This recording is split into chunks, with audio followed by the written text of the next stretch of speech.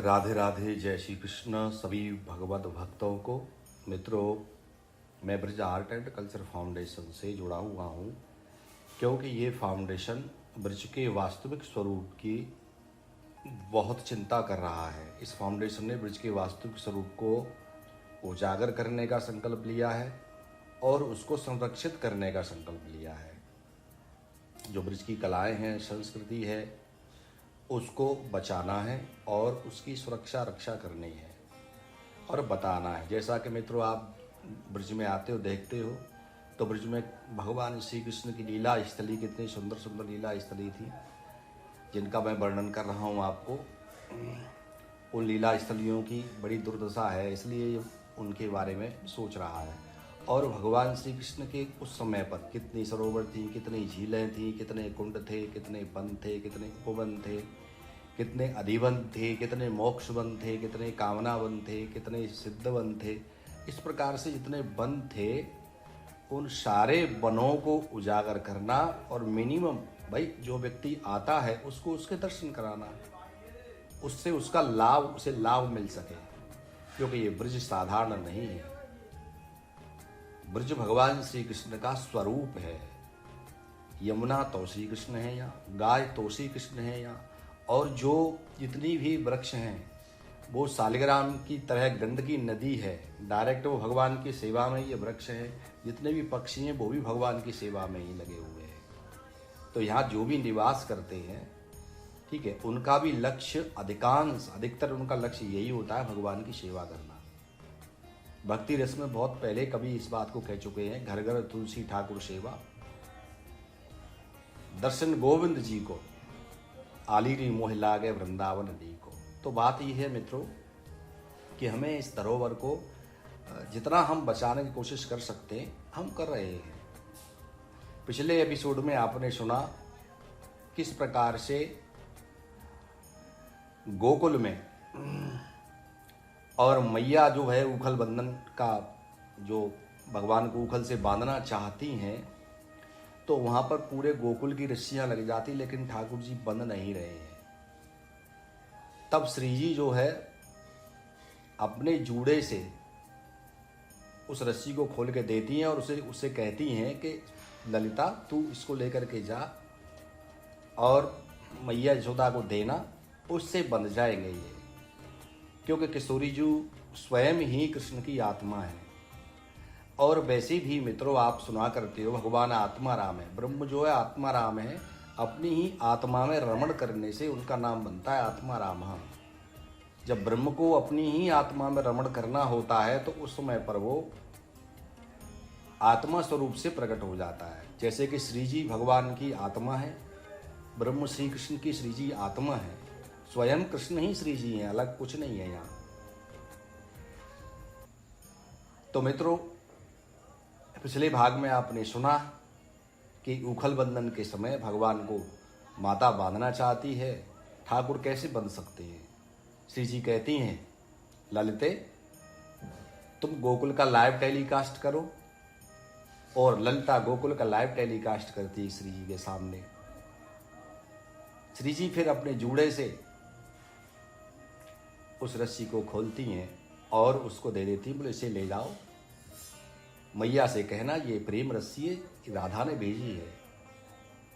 कृष्ण समझ जाते हैं और तुरंत उससे बंध जाती है, क्योंकि वो तो उनको तो प्रेम से ही बांधा जा सकता है, अन्य कोई भी अस्त्र ऐसा नहीं है, कोई रस्सी नहीं है। ब्रह्मपाश स्वयं श्री जी कहती है कि इनको ब्रह्मपाश से, नागपाश में, किसी भी पास में नहीं बांधा जा सकता, केवल मात्र प्रेम से ही बंध सकते हैं।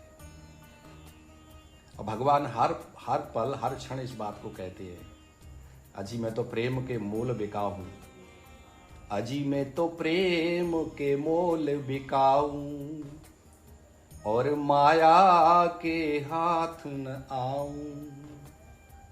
इसलिए तो चुल्लू भर छाछ के लिए गोपियों के सामने नाचते हैं।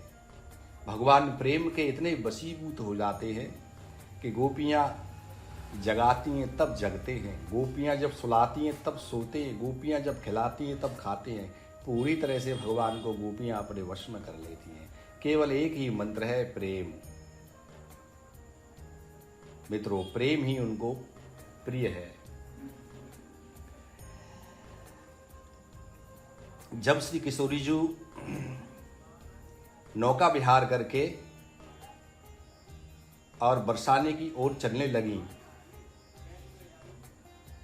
परंतु आज श्री जी का मन बरसाना नहीं जाना चाहता, क्योंकि आज उनका मन कह रहा है अब तो नंद नंदन को वृंदावन में आना चाहिए। कहा अपने वचन को भूल गए हैं प्रिय, नहीं नहीं, मेरे श्याम ऐसो नहीं कर सके हैं, उनको मेरी व्याकुलता की पतो है, पर अब तो उनके दर्शन किए बिना रहो ही नहीं जाए है। मित्रों, किशोरी जी या प्रकार से सोचती सखियों के साथ अपने महल में चली गई। जैसे ही मैया कीर्तिदा ने किशोरी जी को देखो, दौड़ के श्री लाडली जी को अपने हृदय से लगाए लियो और उनके मुखमंडल को चूमते भय कहवे लगी, आज हमारी राधा कहाँ कहाँ भ्रमण करवे गई थी।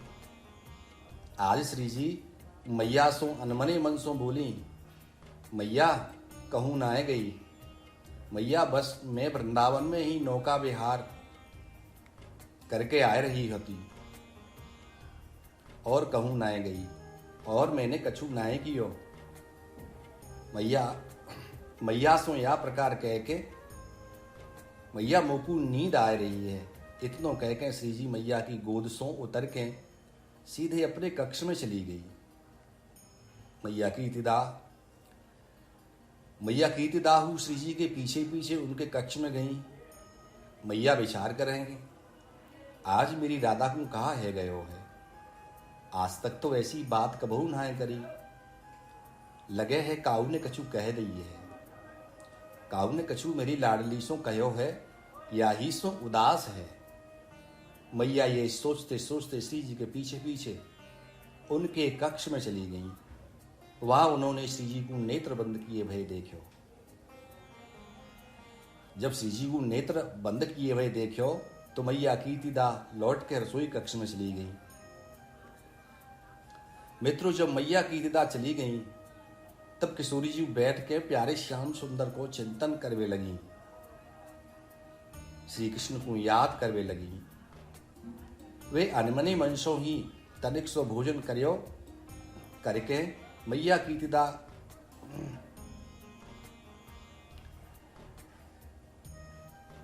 के बहुत जिद करने के पश्चात हूँ श्री जी ने तनिक ही भोजन किया और मुस्कुराए के हाँ हूं मैं ही जवाब दे हैं। भोजनोपरांत श्री जी ठाकुर की याद करते करते ही सो जाए हैं। प्रातः काल सवेरे सवेरे ही श्री जी देखे हैं कि बाबा कहूं जाए रहे हैं। तब श्री विश्वान जी को तैयार है के जाते हुए देखो तो श्री जी बाबा से बोली, बाबा आज भोर में ही आप कहाँ जा रहे हो।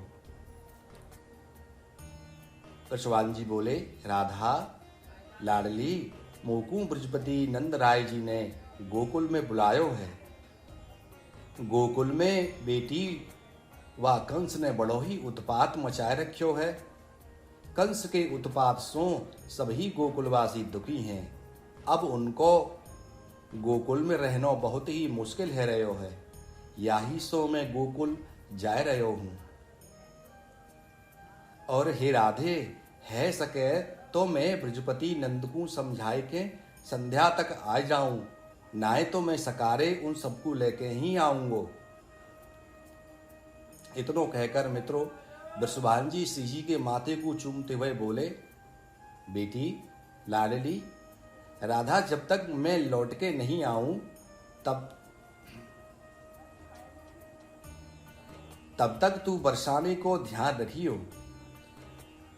राधा कहूं बरसाने सो जानो नाए। ठीक है बेटी, महल को छाड़ के कहूं मत जाइयो बिटिया। ठीक है बाबा, मैं कहूं नाए जाऊंगी, पर आप जल्दी आना। वृषभान जी जब गोकुल में पहुंचे तब गोकुल में सभा चल रही थी। वृषभान जी को आते भाई देखियो तो नंद बाबा ने उनको हृदय ते लगाए लियो। फिर उनको हाल चाल पूछ के उनको स्वागत कियो, उनको आसन दे के जलपान करायो। फिर उनको सभा के सभी बुजुर्गन ते परिचय करायो। मित्रों, जैसे ही वृषभान जी की नजर कुलगुरु शांडिल्य पर पड़ी तो उन्होंने कुलगुरु शांडिल्य को दंडवत प्रणाम करी। फिर नंद बाबा सभा में खड़े है के सभी सभासदन ते बोले, देखो गोकुलवासियों, आज हमारा कितना बड़ा भाग्य है कि हमारे यहाँ अतिथि के रूप में बरसाने के राजा हमारे परम मित्र वृषभान जी पधारे हैं। ये हमारे बड़े ही घनिष्ठ मित्र हैं। अब इनते कहाँ छुपाव करें। गुरुदेव नंदराय जी वृषभान जी को समस्या बताते भय बोले, मित्र वृषभान, हमारे गोकुल में बा दुष्ट कंस को अत्याचार अब तो दिनों दिन बढ़तो ही जा रहे हो है। कल की ही बात है, हमारे पुरखान के समय के वे दो वृक्ष यमलार्जुन के वृक्ष, पतो ना आंधी चली न कछु ब्यार चली और दोनों ही वृक्ष टूट के गिर गए। वो तो कन्हैया बच गयो भैया, या सो बड़े ही अत्याचार है रहे हैं। हमें अपनी तनिक हु फिक्र ना है, परंतु इन छोटे छोटे बालकन को लेके जाएं तो कहाँ जाएं। हवाल इन्हें कछु है गयो तो हम तो जीते जी मर जाएंगे। अब तक तो भगवान नारायण की कृपा से हम सब बचते रहे, पर अब बड़ी ही मुश्किल है रही है। हे मित्र वृषभान, जादिंसों कृष्ण को जन्म भयो है गोकुल में, बादिंसों कंस को अत्याचार बहुत ही अधिक बढ़ गयो है। मित्रों, नंदराय जी की बात सुन के वृषभान जी सबके सामने बोले, तो आप या गोकुल गांव को छोड़ क्यों ना आए दे हो। परंतु वृषभान जी गोकुल को छोड़ के जाएं तो कहां जाएं। क्यों? कहा आप हमको अपनो मित्र नहीं मानो हो। अरे हमारो बरसानो आप सबके ताई खुलो है। चलिए आप सभी गोकुलवासी और हम सब बरसाने वासी मिलकर एक साथ आनंद से रहेंगे। हमारे महल में इतना पर्याप्त स्थान है कि पूरे गोकुलवासी आराम से सानंद रह सके हैं। मित्रों, उदार मना वृषभान जी की बातें सुनकर नंदराय प्रसन्नता दिखाते हुए बोले, ये तो मित्र आपको हम सबके लिए अपार प्रेम है। इतने में ही सभी गोकुलवासी कहने लगे, वृषभान जी, परंतु हमारी हु बात तो सुनो। देखो वृषभान जी, आप नंदराय जी के मित्र हो और मित्र ही नहीं अभिन्न मित्र हो।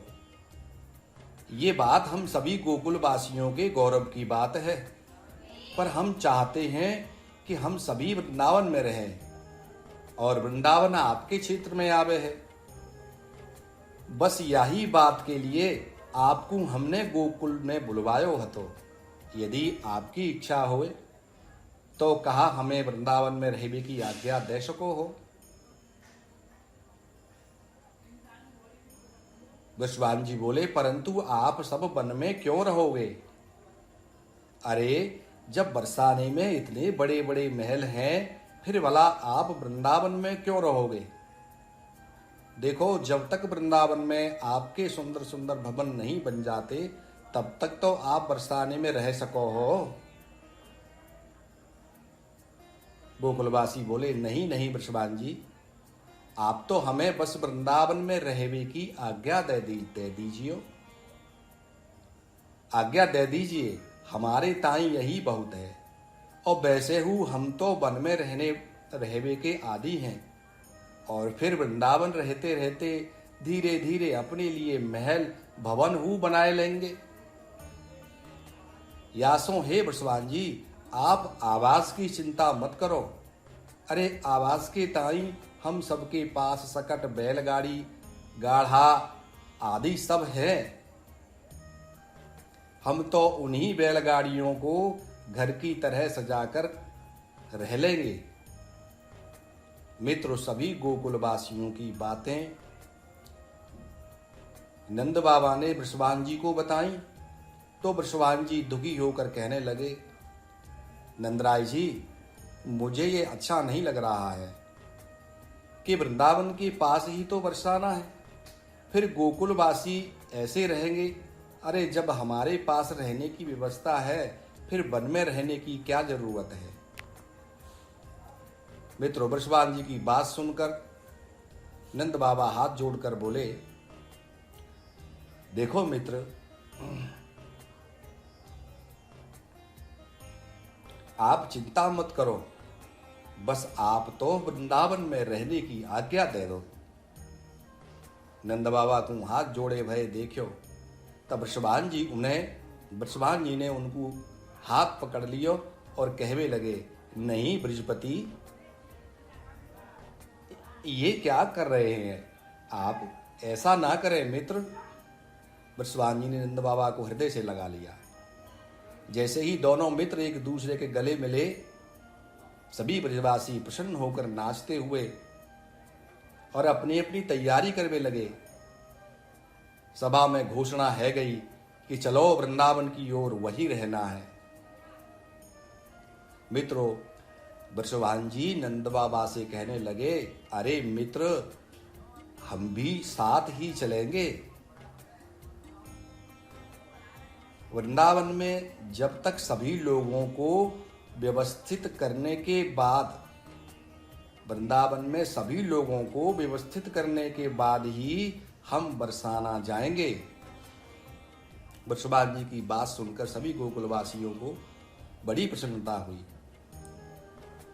मित्रों, गोकुल की सभी युवा वृद्ध गोपियों के लिए और नवजात बालक बालिकाओं के लिए दसों हजारों बैलगाड़ाओं को सजाया गया।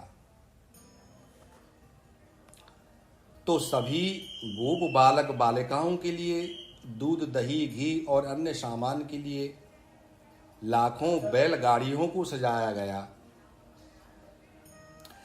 और वृद्ध गोपों को और नवजात बछिया बछड़ों को यमुना जी के रास्ते से ले जाने के लिए हजारों ही छोटी बड़ी नौकाओं को सजाया गया।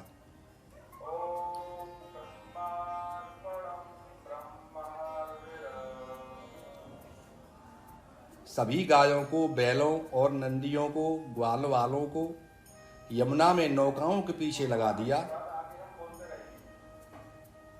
कुछ को नौकाओं से बांध दिया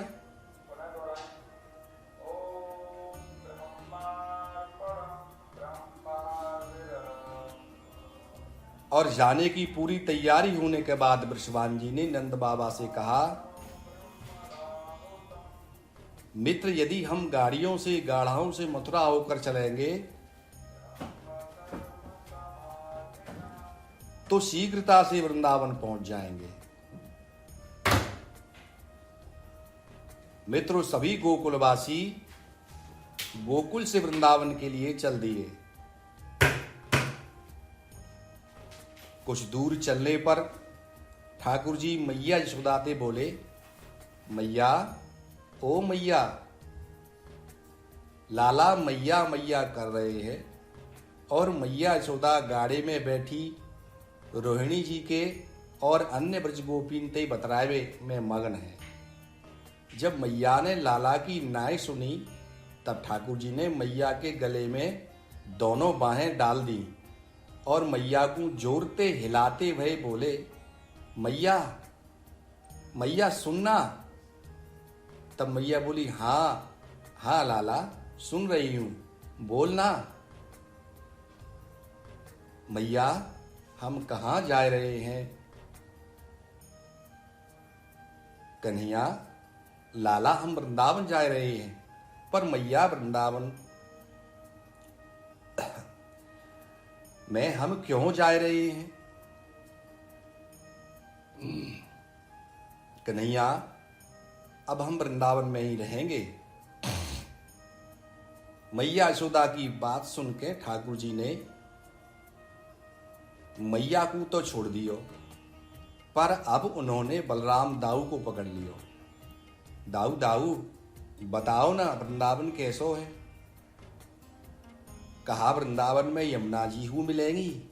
और दाऊ कहा वृंदावन में खेलबे के ताई बड़े बड़े आम के कदम के वट के वृक्ष हूँ हैं।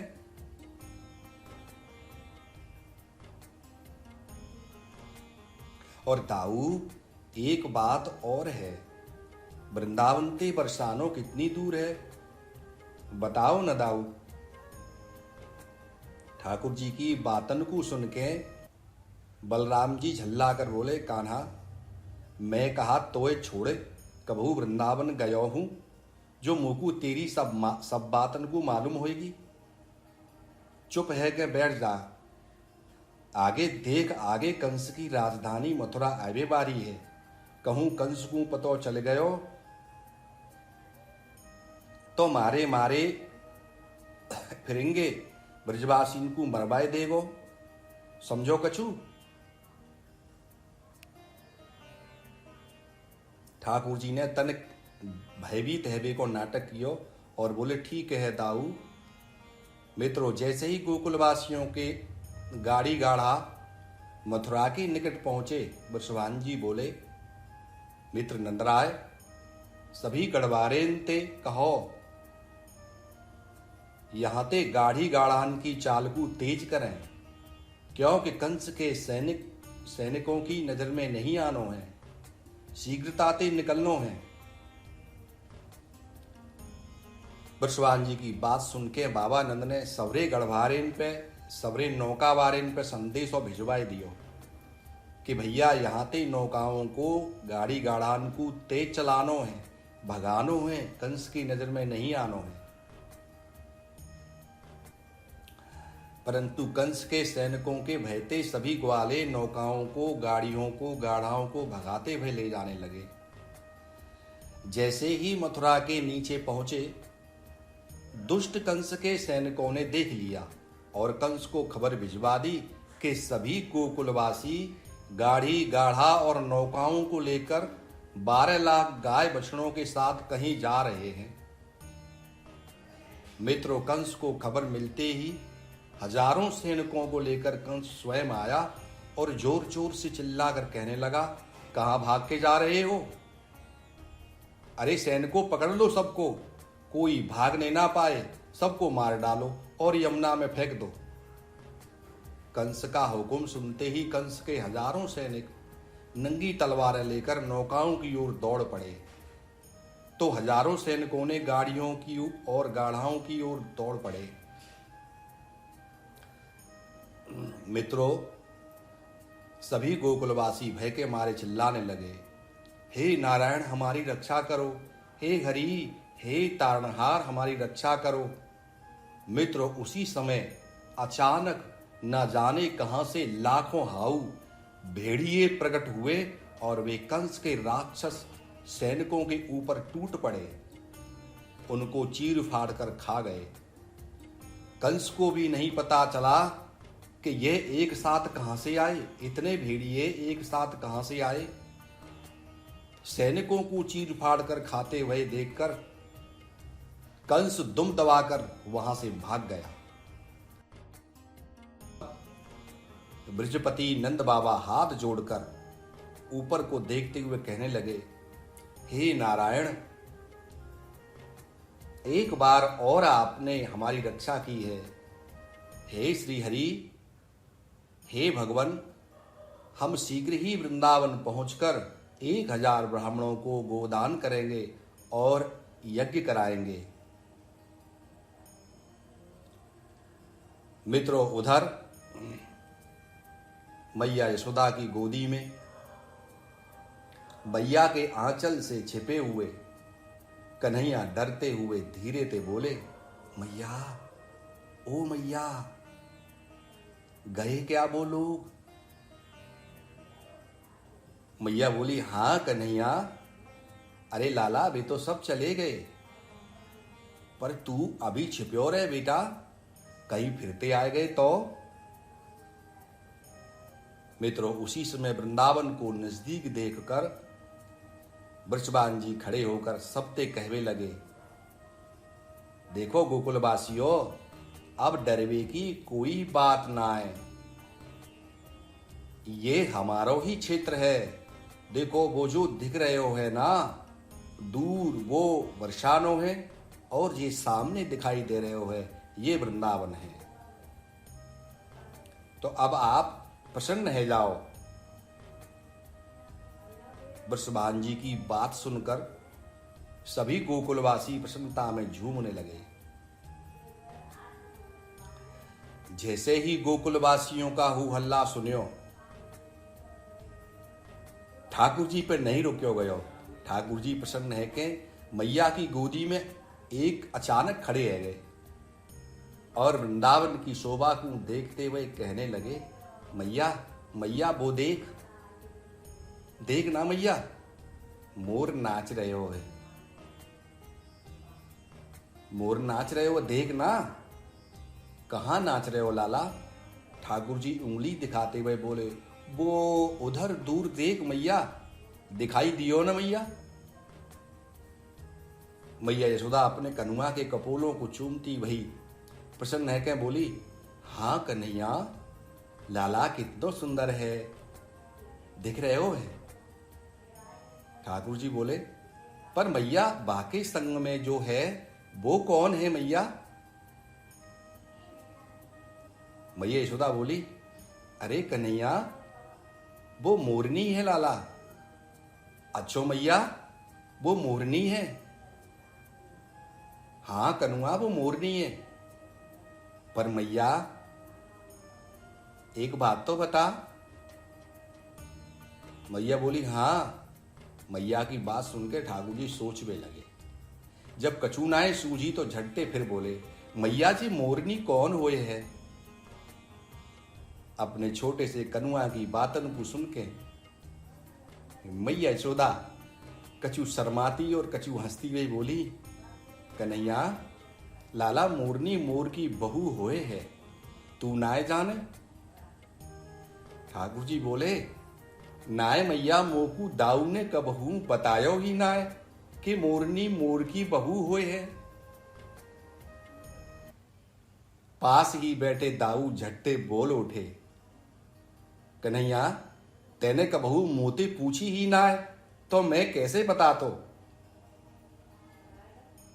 ठाकुर जी फिर बोले, मैया मैया, फिर मेरी बहू कहाँ है? बताने मैया। अब लाला की बात को उत्तर तो मैया के ही पास ना है, पर कन्हैया को उत्तर तो देना पड़ेगा। मैया झट्टे बोली, लाला दाऊ जाने हैं, बातें पूछ ले। मैया को तो पीछे छूट गयो। दाऊ जी क्रोध में गुर्रा रहे। ठाकुर जी धीरे धीरे मैया की गोद में थे निकर के दाऊ के कंधा पे हाथ धर के खड़े रह गए और बोले, दाऊ दाऊ, मेरी बहू कहाँ है, बताओ ना। बलराम बोले, देख कन्हैया, कल तोकू तेरी बहू बाग गैल में बा बट वृक्ष के नीचे बैठी वही मिलेगी, ठीक है? तू बातें ही पूछ लीजो। ठाकुर जी दाऊ के मुख को देखते हुए मुस्कुराने लगे।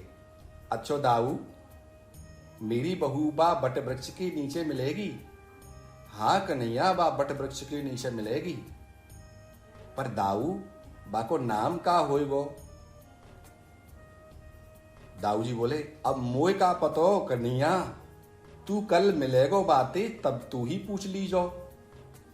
ठाकुर जी चुप है गए। मित्रों, उधर वृषभान जी को बरसाने ते आए भये 2 दिन है गए। तो आज किशोरी जी मैया कीर्तिदासों पूछवे लगी, मैया मैया, बाबा को घर सो गए भये 2 दिना है गए हैं, अभी तक बाबा क्यों ना आए? मैया कीर्तिदा बोली, राधे लाडली, तुम्हारे बाबा गोकुल वासियों को वृंदावन में ले आए हैं और वे गोकुल वासियों की पूरी व्यवस्था करके ही आवेंगे। राधा, अब तुम वृंदावन जाओगी तो मैं निश्चिंत है जायो करूंगी बेटी।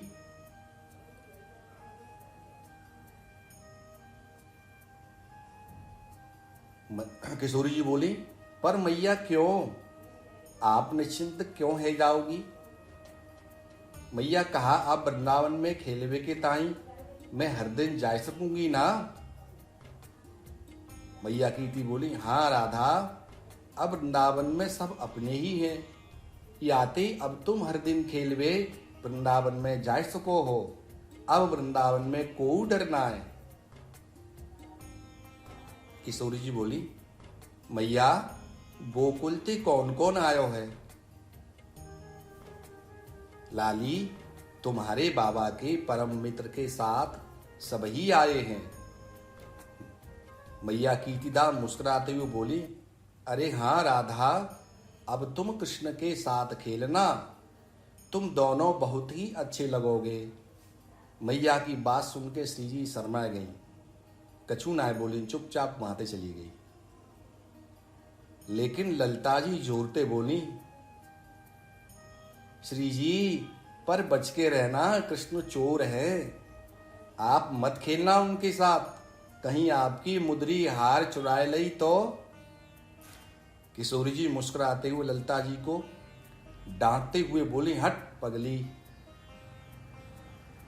जब से मैया ने कहा था कि कृष्ण के साथ खेलना, श्री राधा रानी को विशाखा आदि सखियां बार बार छेड़ती हैं। किशोर जी बार बार शर्मा कर अपने कक्ष में भाग जाती है। श्री राधा रानी का दिन तो सखियों की छेड़छाड़ में निकल गया, परंतु जैसे ही रात हुई, किशोर जी रात भर चंद्रमा को देखती रही। वे मन में विचार करती हैं, कल मैं वृंदावन जाऊंगी तो वहां कृष्ण मिलेंगे, क्या मैं उनके सामने जा सकूंगी?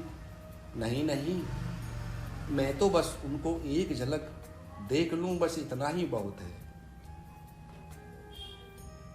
परंतु सखियां कह रही थीं, वे चोर हैं। हाँ, कृष्ण चोर ही तो हैं, वे सबके पापों को चुरा लेते हैं,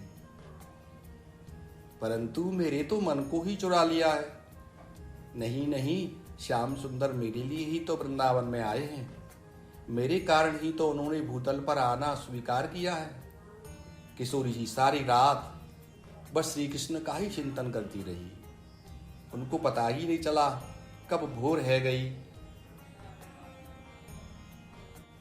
मित्रों, कुलगुरु शांडिल्य कहते हैं, किसकी वाणी में सामर्थ्य है जो इस प्रेम भूमि की महिमा गा सके। धन्य है ये भूमि जहां भक्ति नाचती है। ये भाव की भूमि अन्य भी है, पर वृंदावन की तो बात ही अलग है। अन्य भाव भूमि में भक्ति वास करती है, परंतु हे बज्रनाभ, इस वृंदावन में भक्ति वास नहीं करती, नाचती है, और वो भी उन्मुक्त भाव से नाचती है। ये दिव्य चिन्मय वृंदावन धाम है। इस धाम को अपनी प्रिया श्री राधा रानी के लिए ही इस पृथ्वी में श्री कृष्ण ने उतारा है। बजनाब यहाँ की भूमि चिन्मय है, यहाँ के अणु परमाणु सब चिन्मय है। महर्षि सांडिल्य आज श्री धाम वृंदावन की महिमा गा रहे थे और बड़े भाव में गा रहे थे। नाम, रूप, लीला और धाम, ये चार भक्ति के तत्व हैं, पर हे बज्रनाभ, इन चारों में से एक का भी आश्रय यदि जीव ले ले तो उसका कल्याण हो जाता है। नाम का जाप करे, निरंतर नाम का जाप करता रहेगा, अपने इष्ट के रूप का चिंतन करता रहेगा। यदि ये भी नहीं होता तो अपने इष्ट की लीलाओं का गान करता रहे, तन्मय हो जाए उनकी लीलाओं के गान में। यदि ये भी नहीं होता तो धाम में वास करेगा। धाम वास करने मात्र से धामी यानी इष्ट भगवान श्री कृष्ण हमारे हृदय में प्रकट हो जाते हैं। हे बचनाभ, जैसे नाम और नामी में कोई अंतर नहीं है, ऐसे ही धाम और धामी में भी कोई भेद नहीं है। ये श्रीधाम वृंदावन तो प्रेम की पवित्र भूमि है। मुक्ति भी अपने आप को मुक्त करने के लिए यहाँ लूटती रहती है। ब्रह्म स्वयं श्रीधाम वृंदावन की शोभा को देखकर मुग्ध होता रहता है, क्योंकि यह स्थल उनकी आराधिका की विहार स्थली है। हे बजनाभ, मैं बारंबार तुमसे कह रहा हूं, श्री कृष्ण परात्पर ब्रह्म है और उनकी जो आत्मा है वो श्री राधा है। इसलिए तो वेदों ने ब्रह्म को आत्माराम कहा है, क्योंकि वो अपनी आत्मा में ही रमण करता है और ब्रह्म की आत्मा ने ही आकार लेकर श्री राधा का स्वरूप धारण किया है। जब श्री कृष्ण रूपी ब्रह्म राधा के रूप में परिणत होकर विहार करने की इच्छा को प्रकट करते हैं तो विहार कहाँ हो हे बजनाभ, तब स्वयं ब्रह्म ही श्रीधाम वृंदावन के रूप में प्रकट होते हैं। ये सब ब्रह्म का विलास है, ब्रह्म का रास है। इस रहस्य को समझो हे बजनाभ। वृंदावन में यमुना है, वो भी ब्रह्म ही है। स्वयं कृष्ण ही जल के रूप में और यमुना में बह रहे हैं। वृंदावन में श्री गिरिराज गोवर्धन है, वो भी स्वयं कृष्ण ही है। गोपियां भी स्वयं कृष्ण ही हैं। सब कुछ यहाँ कृष्ण ही है। पर वही कृष्ण अपने आप से मिलने के लिए जब बेचैन हो उठते हैं तब राधा प्रकट होती हैं, सखियां प्रकट होती हैं, यमुना प्रकट होती हैं और श्रीधाम वृंदावन प्रकट होता है। गोवर्धन गिरिराज स्वयं शालिग्राम है और ये सब वृक्ष वनस्पति गंडकी है। गंडकी ही स्वयं वृक्ष और लता बनकर अपने प्रिय शालिग्राम की सेवा में उपस्थित हुई है। यहाँ के कण कण में ब्रह्म है। ऐसा ही है ये दिव्य श्रीधाम वृंदावन। वृंदावन में गोवर्धन, यमुना, नंदीश्वर, शैल, नंदगाम ये सब बरसाने के भाग हैं। हे बजनाभ, मात्र एक रात्रि भी श्रीधाम वृंदावन में कोई वास कर लेता है तो उसे अलाद्री श्री राधा रानी अपना लेती हैं। राधे राधे। जय श्री कृष्ण मित्रों, आगे का भाग हम आपको आगे बताएंगे और आपको जो भी पूछना हो कमेंट बॉक्स में आके पूछ सकते हैं। और मित्रों, आप सुन रहे हो और आप देख भी रहे हो वीडियो के अंदर में क्या स्थिति है। मैं आपसे क्या कहूं, आप सब समझदार हो, विचार करना। ब्रज रेणु, ब्रज धैनु और ब्रज रेणु और ब्रज धैनु और ब्रज वेणु, ये तीनों ही श्री कृष्ण की रास की, श्री किशोरी की और प्रेम की पहचान है। आज ब्रज रेणु की हालत क्या है, आज ब्रज वेणु की हालत क्या है, आज ब्रज धैनु की हालत क्या है। मित्रों, मैं बार बार आपसे प्रार्थना कर रहा हूं, जितने भी भक्त हैं जो अपने आप को भगवान श्री कृष्ण के, श्री किशोर जी के नजदीक लाना चाहते हैं, सबसे पहले जो ये विचार करें कि उनको क्या प्रिय था। जो उनको प्रिय था आप उसकी सेवा कीजिए, ठीक है। प्रियानुकरणम, जो प्रिय जिनका अनुकरण करते हैं उसकी सेवा करनी चाहिए, उनकी जो प्रेयसी हैं उनकी सेवा करनी चाहिए। राधे राधे। जय श्री कृष्ण मित्रों, भाग 3 है ये।